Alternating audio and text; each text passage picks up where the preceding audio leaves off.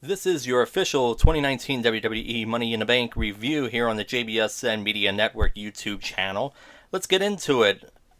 We had a kickoff match that started it off. We had Daniel Bryan and Eric Rowan, your SmackDown Tag Team Champions, take on the Usos in non-title action. Now, originally when I made the prediction for this match on the podcast last week, I was under the impression that the SmackDown Tag Team titles were going to be on the line.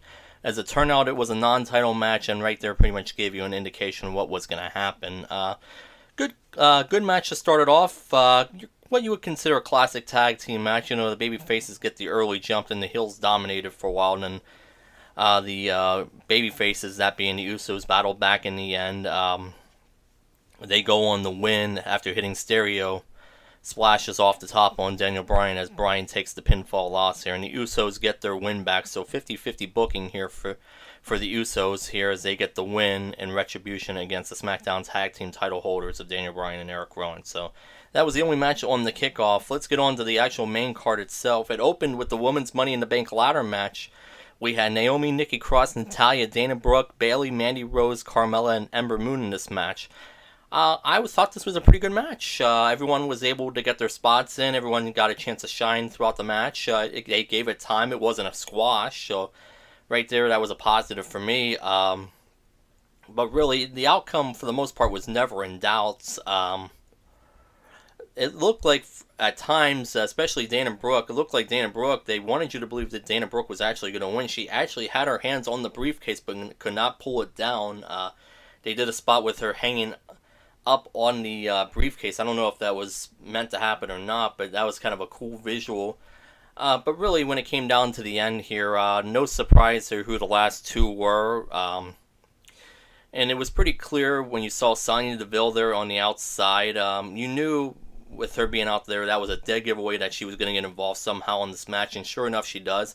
Towards the conclusion of the match, while everyone's pretty much out of it, she goes to get Mandy Rose, bring her into the ring with the ladder already set up, and actually carries her up the ladder about halfway, and then Mandy Rose does the rest of the way. It looks like Mandy Rose, it's all for her to win, but then out of nowhere comes Bayley. So basically what I had predicted on the podcast, it would come down to either Bayley or Mandy Rose, and sure enough, that's what we had here in the end. Bayley looked like she kind of hulked up there, and the priceless look on Mandy Rose and Sonya Deville when they saw her, it was just priceless. So Bayley eventually knocks them both off, and she goes up and grabs the briefcase, and she wins it. So they go for the feel-good moment here. Bayley in the bank. So very nice. A lot of people very happy for her. It was nice to see her get this moment finally, especially what had happened with her losing the women's tag team titles with Sasha Banks and all that. I'm glad she got the win here, and obviously it would pay off, as we all know, later on. What was kind of interesting as well, I mentioned about Sonya Deville being on the outside. There was no sign of Alexa Bliss out there with Nikki Cross, so there was no Alexa to be found anywhere here, which was kind of interesting. So I don't know if she was backstage or just wasn't at the show or whatever it was, but yeah, that's what it was. So they do the feel-good moment and give Bayley the win here. So it actually made me happy. Even though I did pick Mandy Rose, and it was down to those two like we all had pretty much figured. But they went for Bayley here, and that's fine with me. So I had no problem with that. The next match on the card was for the WWE United States title. We had Samoa Joe defending the title against Rey Mysterio Jr. Dominic, who's Rey's son, was in the back watching on the monitor. He was not out there initially.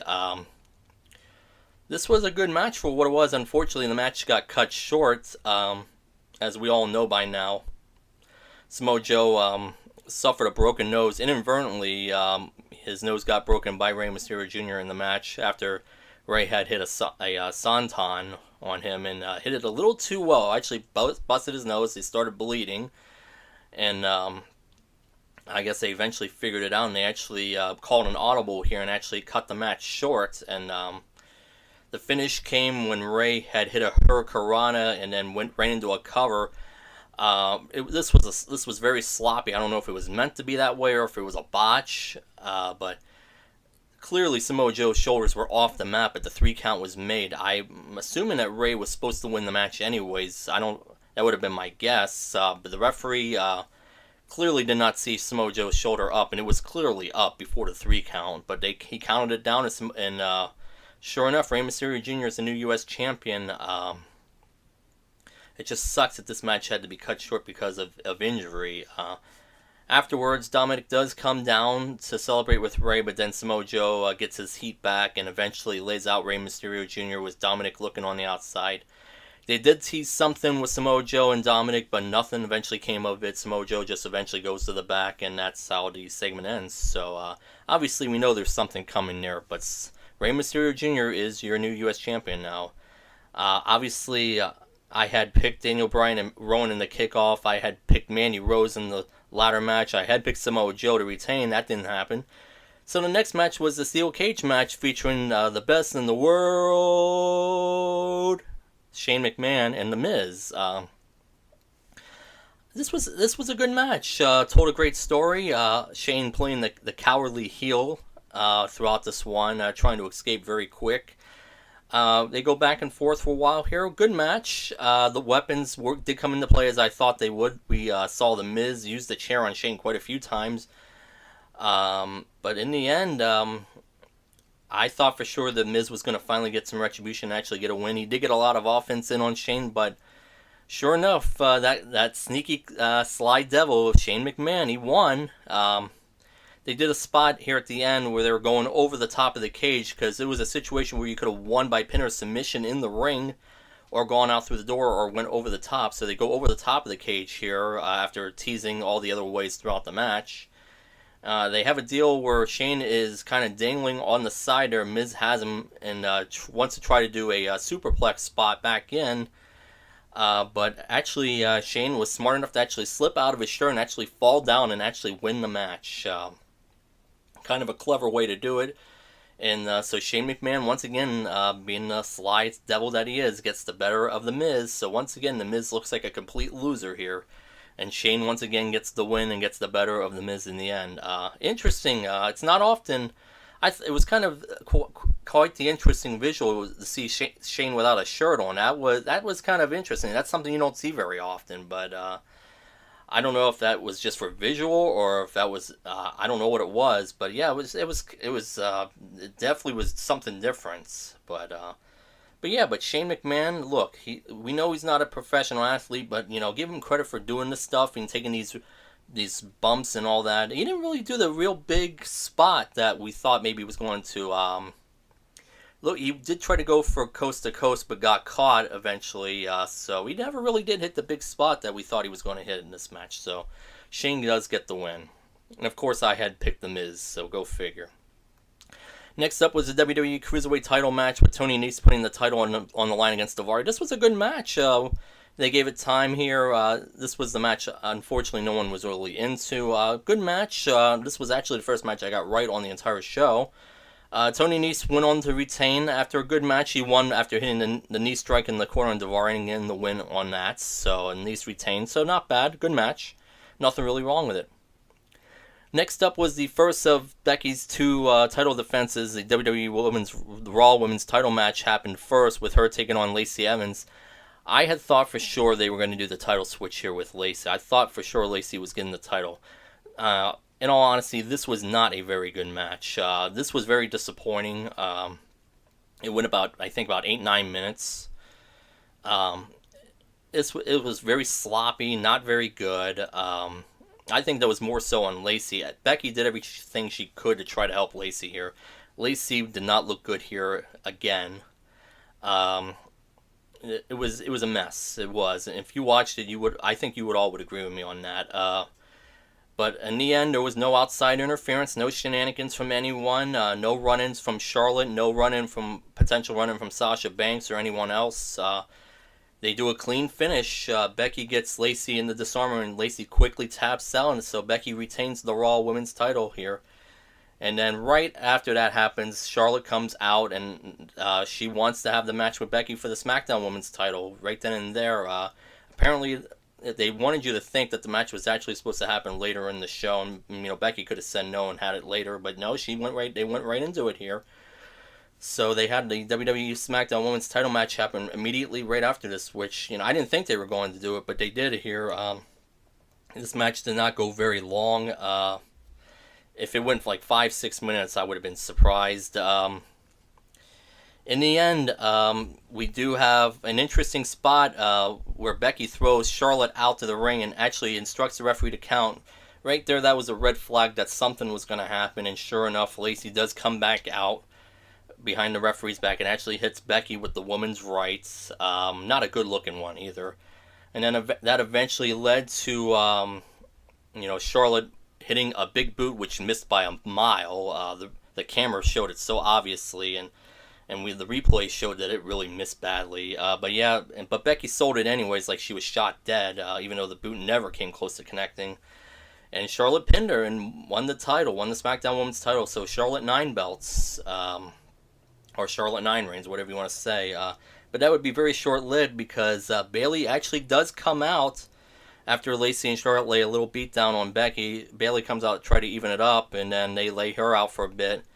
But then Charlotte got a little too cocky, and then and actually laid herself out and actually knocked herself out. And Bayley, very smart. She went ahead and cashed in the Money in the Bank, and they got the match going here. So Bayley goes up and hits the elbow off the top and actually pins Charlotte to win the WWE SmackDown Women's title. So Bayley finally wins the SmackDown Women's title for the first time. Kind of like a recreation of WrestleMania 9, except this was better. So Bayley wins it and gets it done, and she is a SmackDown Women's title holder. So it made everyone very happy, made me very happy. I'm happy for Bayley because she's finally going to get a chance to shine, hopefully. So that's what we had there. Next up was Roman Reigns and Elias. Elias laid Roman out backstage with a guitar. He went on to do his concert. You knew Roman was coming out, which he does. In very quick order, he squashes Elias and won with the spear. So this match, if it didn't go 2 minutes, it would have been a shock. So they did a squash here. Next up was the WWE Universal title match, Seth Rollins and AJ Styles. This was a great match. These two told a great story. We knew it was going to be a great match. The outcome here, never in doubt. We all knew Seth Rollins was retaining.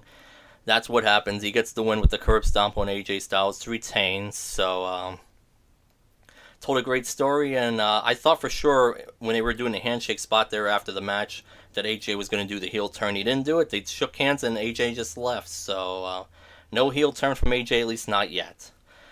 And then next after that was the WWE title match with Kofi Kingston taking on Kevin Owens. Again, a great match. Gave it time as well. Really, the outcome never in doubt here. I was wondering if it was going to be outside interference. I figured maybe somebody would come out to try to help Kevin Owens or maybe Xavier Woods. Apparently, Big E was backstage from the reports that were coming out, but no interference from anyone here. They had the match. We had a clean finish. Again, no shenanigans from the outside. Kofi hits Trouble in Paradise and actually pins Kevin Owens to retain the title. And then eventually Xavier comes out and that was it. Nothing out. No other interaction. No beatdowns. No nothing here. So a straight clean win for Kofi Kingston over Kevin Owens. So we had that. And then finally, the last match was the men's Money in the Bank ladder match. We had Sami Zayn, who was originally supposed to be in the match, but he was laid out backstage. They did a spot with him earlier where he was actually hung upside down, kind of like a meat locker type, hanging upside down on a rope. So he was not in the match. He was taken to a local medical facility. You had Ricochet, Drew McIntyre, Baron Corbin, Ali, Mustafa Ali, that is, Randy Orton, Andre Cien and Finn Balor. There was no initial replacement. Braun Strowman is apparently injured, so he was not in the match. They had escorted him out of the building. Great match. I thought McIntyre was going to win, but, in the end, we do get, towards the end, Brock Lesnar's music hits, and then, you heard the groan from the crowd. So, yep. Brock comes out. After everyone's pretty much laid out, he lays out Ali, goes up and grabs the briefcase and wins the match. And look, I get what they were doing here. They have to get this match with Brock Lesnar and Seth Rollins for the Super Showdown in Saudi Arabia. And now he's got the briefcase and people are fearing that he's going to win the title back, either Seth's title or Kofi's title. More than likely Seth's title. So I think that's what got people upset with the finish of this. As far as my overall thoughts, I thought this was a very good show. Not too much wrong with it, and I thought it was decent. My official report card grade for it, I give it a solid B. Not bad at all. A couple of things, again, with Lacey and Becky, but other than that, I thought it was pretty good, so there you go. That is my official 2019 WWE Money in the Bank review. Thank you for checking it out. Bye for now, everyone. For the JBSN Media Network, this is Jenna Green speaking.